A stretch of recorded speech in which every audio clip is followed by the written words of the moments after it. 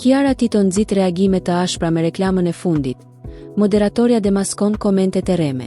Moderatorja e njohur Chiara Tito është vënë në qendër të një sulmi të papritur virtual pas publikimit të reklamës së saj më të fundit si imazh i kompanisë Digit Albe. Menjëherë pas postimit, në rrjetet sociale kanë vërshuar dhjetëra komente negative, ku disa përdorues janë shprehur me tone fyese jo vetëm ndaj moderatores, por edhe ndaj vetë kompanisë. Megjithatë, Chiara nuk ka zgjedhur të qëndrojë në heshtje përballë këtij sulmi. Përkundrazi, ajo ka vendosur t'i bëjë publike këto komente dhe të tregojë një detaj që sipas saj është shumë domethënës.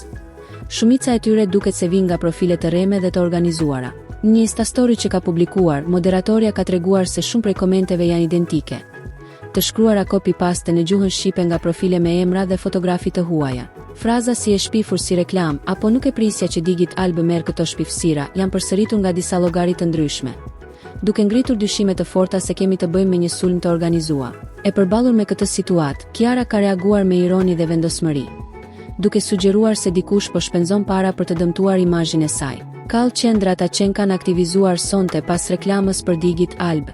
Sa lek po harxhoni për këto komentet fake? Më mirë mblidhini dhe bëni ndonjë kur për të shëruar xhelozin, mos i çoni dëm kot, ka shkruar ajo. Por për te ironisë së moderatores, kjo situatë ka hapur edhe një diskutim më të gjerë për fenomenin e sulmeve të organizuara në rrjetet sociale. Në shumë raste, figura publike përballen me valë komentesh negative që nuk vijnë nga reagime spontane të publikut, por nga profile të rreme që përdoren për të krijuar një perceptim artificial negativ. Rasti Chiara Tito është një shembull i qartë se si disa njerëz janë të gatshëm të përdorin llogari false dhe metoda të dyshimta vetëm për të sulmuar apo për të ulur figurën e një personi publik.